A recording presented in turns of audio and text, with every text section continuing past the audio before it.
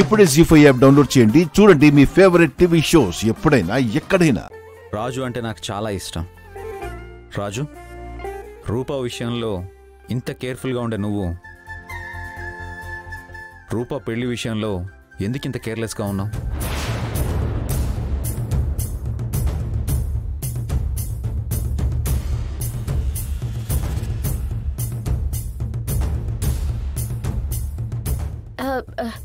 నానా అది నువ్వు ఆగు రూపా.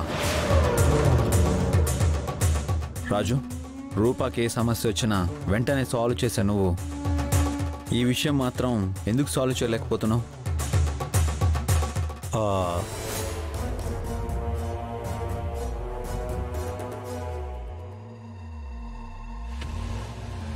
పెద్దయ్య, ఎందుకు సాల్వ్ చేయలేకపోయానో నాకు అర్థం కావట్లేదు.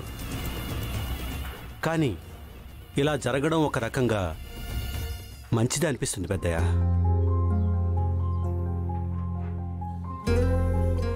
ఇలా జరగకుండా ఉండుంటే అమ్మాయి గారిని గౌతమ్ లాంటి దుర్మార్గుడి చేతిలో పెట్టుండేవాళ్ళం. అదే జరుగుంటే మీరు, నేను, చివరికి ఆ దేవుడు కూడా అమ్మాయి గారిని కాపాడగలిగి ఉండేవాళ్ళు కాదు.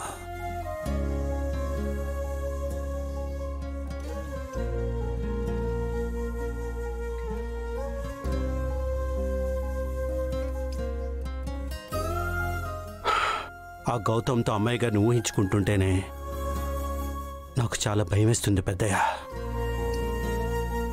వాడి నుండి అమ్మాయి గారిని కాపాడడానికే దేవుడు ఇలా చేశాడేమో అనిపిస్తుంది పెద్దయ్య. అమ్మయ్యా, నేను చేసింది కరెక్టే. అది కరెక్టే రాజు. కానీ ఈ సమస్యను ఇలాగే వదిలేలేం కదా. బయట ఎవరు ఎన్ని రకాలుగా మాట్లాడుకుంటున్నారో, రేపు రూపాని ఎవరు పెళ్లి చేసుకుంటారో, రూపా ఫ్యూచర్ ఏంటని ఆలోచిస్తుంటే నాకు చాలా భయంగా ఉంది రాజు. రూపకి ఇప్పటి వరకు నేనేమి ఇచ్చాననేది కాదు, ఇప్పుడు ఏమి ఇవ్వగలననేదే ముఖ్యం. ఎందుకంటే ఇది రూపా లైఫ్కి సంబంధించిన విషయం. ఏ చిన్న పొరపాటు జరిగినా రూపా ఫ్యూచర్ సంగతి పక్కన పెడితే రూపా అసలు ప్రాణాలతోనే ఉండకపోవచ్చు.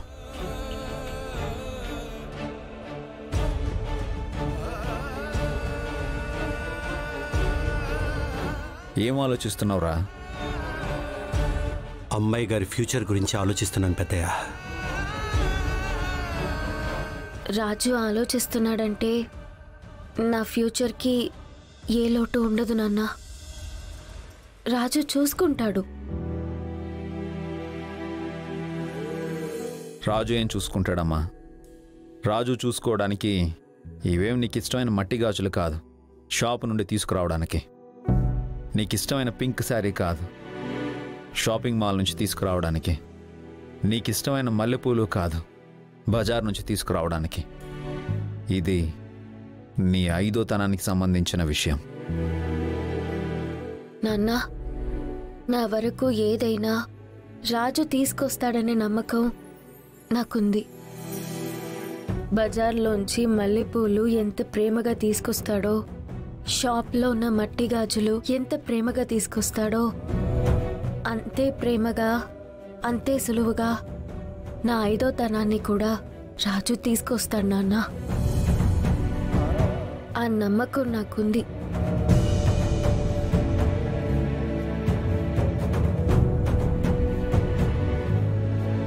ఆ మాట రాజు చెప్పాలి కదమ్మా, నువ్వు ఒక్కదానివే చెప్తున్నావు. రాజు చెప్పాల్సిన అవసరం లేదు నాన్న. రాజుని నేను చిన్నప్పటి నుంచి చూస్తున్నా. రాజు ఏం చేయగలడో నాకు తెలీదా? అందులోనూ అది నా విషయం. నా కోసం ప్రాణాలు ఇవ్వడానికైనా సిద్ధపడే రాజు నా సంతోషం కోసం ఏవైనా చేయగలడు నాన్న. అవునమ్మా, వాడి మీద నాకు నమ్మకం ఉంది. నా వేలు పట్టుకుని నడిపించింది మీరైతే నా చెయ్యి పట్టుకుని నన్ను గెలిపించింది మాత్రం రాజే నాన్న.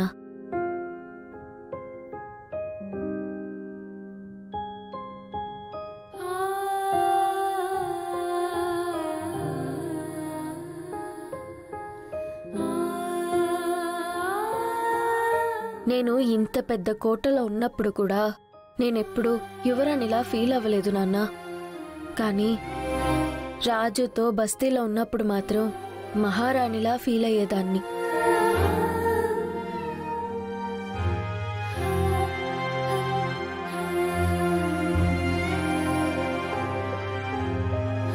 ఇప్పుడు కూడా నా మెడలో తాళి ఎవరు కట్టారో తెలీదు. నేను ఎంత పెయిన్ అనుభవిస్తున్నానో నాకు మాత్రమే తెలుసు. అతను ఎవరో మీరు కనుక్కుని అతనికే ఇచ్చి పెళ్లి చేసినా నేను అంగీకరిస్తాను. ఎందుకంటే నాకు నాకంటే మీ గౌరవం ఇంపార్టెంట్.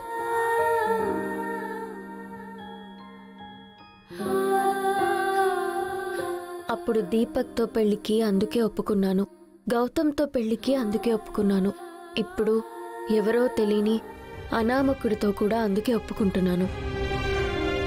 అంటే నా బిడ్డకి నా గౌరవం, నా పరువు ప్రతిష్టలు తప్ప వేరే ఆశ లేదా?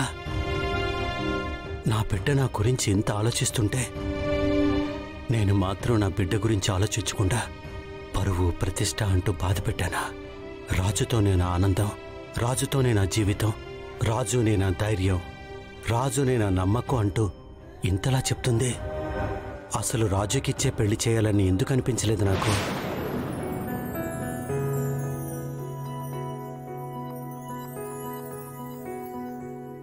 చచ్చా, నేనేంటి ఇలా ఆలోచిస్తున్నాను?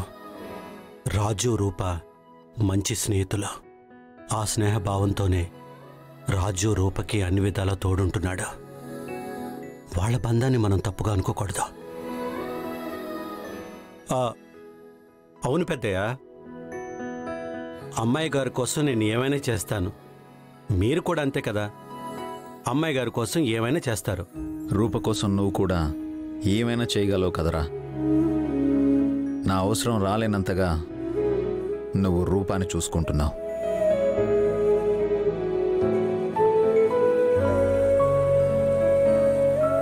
చూసుకుంటున్నాను, కానీ అమ్మాయి గారి మెళ్ళలో తాళి కట్టిన వాడెవడో తెలుసుకోలేకపోతున్నాను పెద్దయ్య.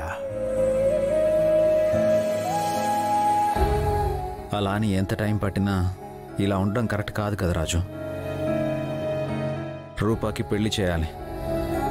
రూపాని పెళ్లి చేసుకునేవాడు నీలాగా రూపాన్ని గుండెల్లో పెట్టుకొని చూసుకోవాలి. నీలాగే చూసుకోవాలి, నీలాగే ఉండాలి అనే బదులు రూపాన్ని నువ్వే పెళ్లి చేసుకోవచ్చుగా అనొచ్చుగా పెద్దనాన్న.